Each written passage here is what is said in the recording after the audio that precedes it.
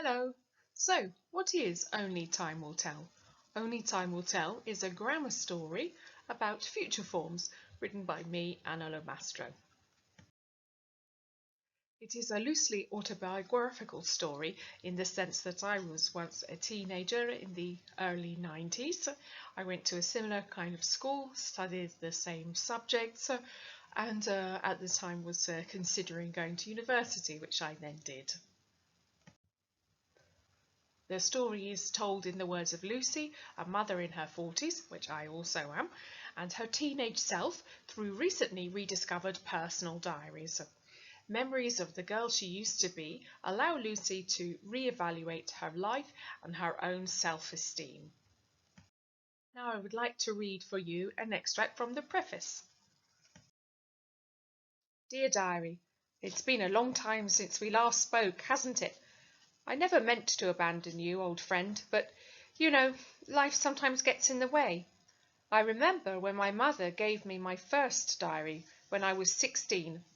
I was an awkward, shy, reserved but creative girl, and after some incidences of bullying at secondary school, my mother thought it would do me good to find an outlet for my teenage angst.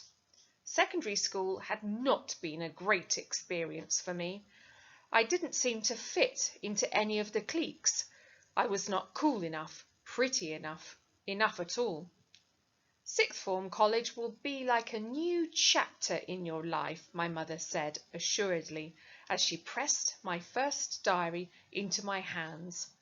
Fill it with lovely memories, love. Looking back at my old diary today, nearly 30 years later, I can safely say that it has been well loved. The cover is crumpled, scratched and partially coming off, partially bound in sticky tape, where I had cut out pictures of favourite singers, actors and slogans and stuck them on, only to change my mind later and replace them with others, half of whom I no longer recognise.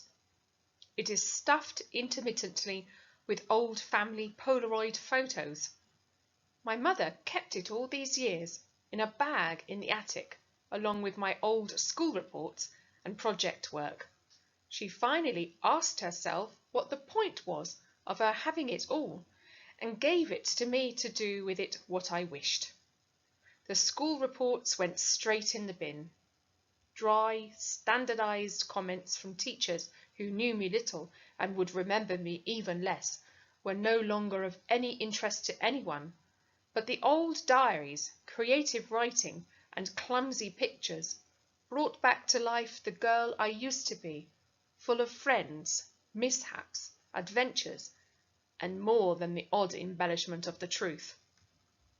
This week, whenever the kids were out cycling with their father and I had a couple of hours free, I sat down with a glass of wine, okay, 2, and devoured the whole diary from cover to cover, as if I were reading a classic novel by one of my favourite authors.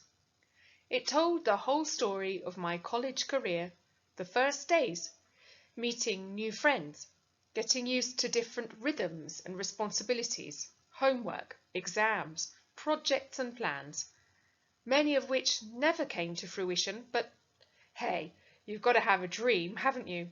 How fearless we were. Anything seemed possible. The world was our oyster. Pity that sometimes oysters can give you a stomachache.